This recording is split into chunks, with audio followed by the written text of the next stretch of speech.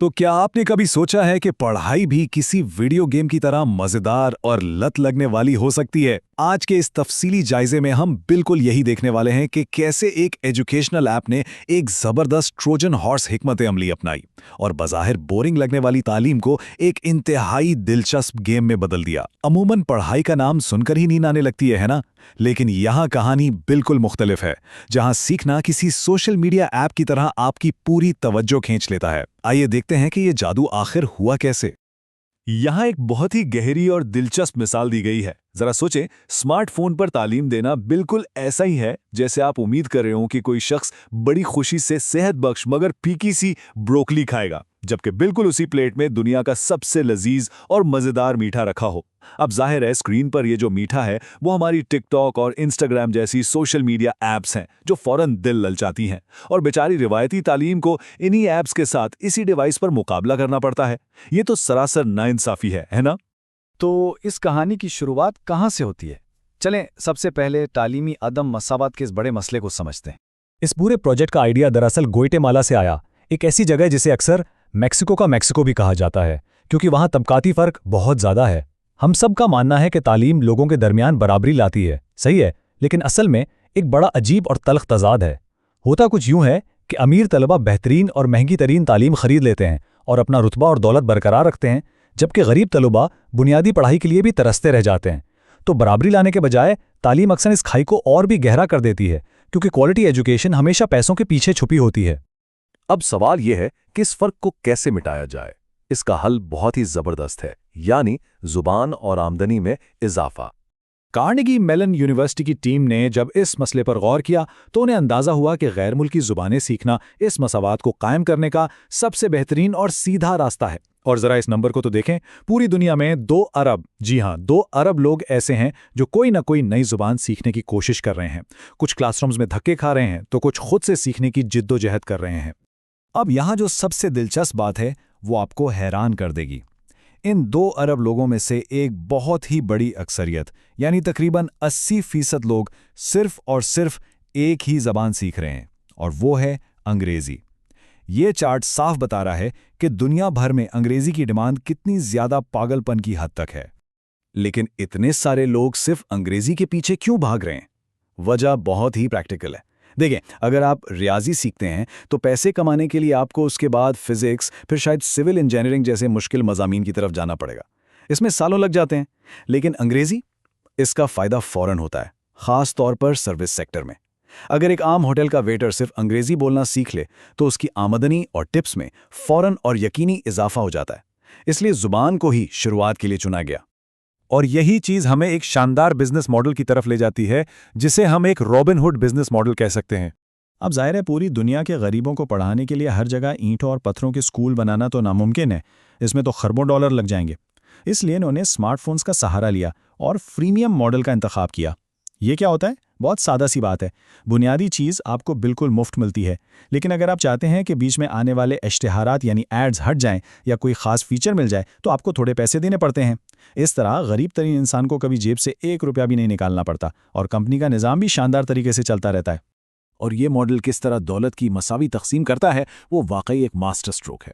America और Canada के अमीर लोग जिन्हें इश्तिहारात देखने का कोई शौक नहीं, वो सब्सक्रिप्शन के पैसे खुशी खुशी दे देते हैं, और उनके इन्हीं पैसों से दरअसल ब्राज़ील, वियतनाम या ग्वाटेमाला जैसे तरक्की पजीर ममालिक के लोगों की तालीम बिल्कुल मुफ्त हो रही है ना? बिल्कुल जदीद दौर का रॉबिनहुड, जो अमीरों से लेकर गरीबों में बांट रहा है।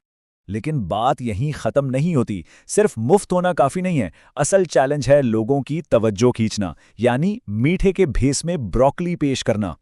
देखें, जब फ़ोन में टिकटॉक और इंस्टाग्राम एक क्लिक की दूरी पर हों तो कोई पढ़ाई की ऐप क्यों खोलेगा? स्क्रीन की ये जंग जीतने के लिए एजुकेशन को बिल्कुल गेम्स की तरह बनना पड़ा। उन्होंने सोशल मीडिया और मोबाइल गेम्स की नफ्सियाती तरकीबें कॉपी की, जैसे कि रोज़ाना की स्ट्रीक्स, यानी आप कितने दिन से मुसलसल ऐप इस्तेमाल कर रहे हैं, इंतहाई जदीद एआई से कंट्रोल होने वाले नोटिफिकेशंस और ऐप के मैस्कॉट के तंजिया पैगामात जो आपको अंदर से खचोके लगाते हैं कि भाई पढ़ने क्यों नहीं आए। और ये हथकंडे किस हद तक कामयाब हुए, जरा इस नंबर को हजम करने की कोशिश करें। 30 लाख। जी हां, 30 लाख लोग ऐसे हैं जिन्होंने पूरे 1 साल तक बगैर एक भी दिन का नागा किए रोजाना इस ऐप को इस्तेमाल किया है। उनकी स्ट्रीक 1 साल तक नहीं टूटी। ये इंसान की नफ्सियात के साथ खेलने का कितना जबरदस्त और पॉजिटिव तरीका है ना? वैसे यहाँ डेटा में एक बड़ा ही मज़ाया पहलू भी निकलकर सामने आता है। अगर हम खतों के हिसाब से देखें तो दुनिया में सबसे लंबी औसत स्ट्रीक्स जापान के लोगों की हैं। वो वाकई बहुत पाबंद हैं। और सबसे छोटी स्ट्रीक्स किनकी हैं? लातीनी अमेरिका के लोगों की। अब इसमें सितम ज़रीफ़ी ये है कि इस ऐप को बनाने वाले बानी का अपना ताल्लुक भी लातीनी अमेरिका ही से है। मतलब अपने ही इलाके के लोग सबसे ज़्यादा सुस्त निकले। अब एक बहुत ही सनसनीखेज सवाल पैदा होता है। करोड़ों डॉलर के इंतहाई जदीद और स्मार्ट एआई सिस्टम ने डेटा खंगालने के बाद आखिर क्या तय किया? किसी भी इंसान को ऐप पर वापस बुलाने के लिए नोटिफिकेशन भेजने का वो कौन सा एक परफेक्ट वक्त है? आपके ख्याल में क्या हो सकता है?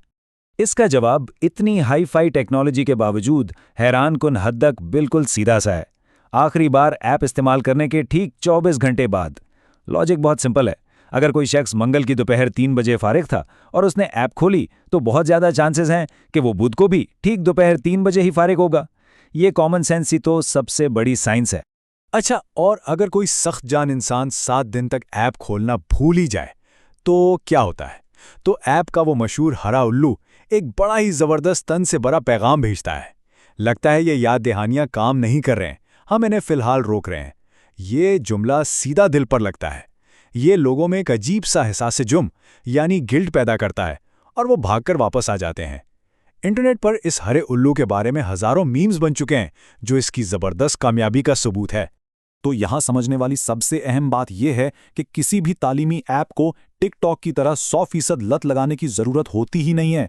क्यों? क्योंकि पढ़ाई अपने आप में एक बामकसद काम है। ये जो गेम वाले तरीके हैं ये सिर्फ 80% एंगेजमेंट का काम करते हैं। बाकी का 20% फ़र्क इंसान का अपना वो अंदरूनी शौक और जज्बा पूरा कर देता है कि मुझे ज़िंदगी में कुछ नया सीखना है, और बस काम मुकम्मल। तो ज़बानों में ज़बरदस्त कामयाबी के बाद अब आगे क्या? ये सफ़र हमें कहाँ ले जा रहा है? आइए देखते हैं कि इस हिकमत अमली ने कितनी बड़ी सतह पर असर डाला है। अगर हम सिर्फ अमेरिका का डेटा देखें तो दिमाग घूम जाता है। इस ऐप पर ज़बान सीखने वालों की तादाद पूरे अमेरिका के तमाम हाई स्कूल्स में ज़बानें पढ़ने वाले तलबा की कुल तादाद को मिलाकर भी उनसे कहीं ज़्यादा हो चुकी है। ये स्क्रीन टाइम को तालीम में बदलने का एक बहुत ही तारीखी लम्हा है। अब इस पूरी सोच का अगला कदम बहुत ही इनकलाबी है। मकसद ये है कि स्क्रीन टाइम, जिसे हम सब एक ख़तरनाक लत समझते हैं, इसे एक ज़बरदस्त पॉजिटिव टूल में बदल दिया जाए। कैसे?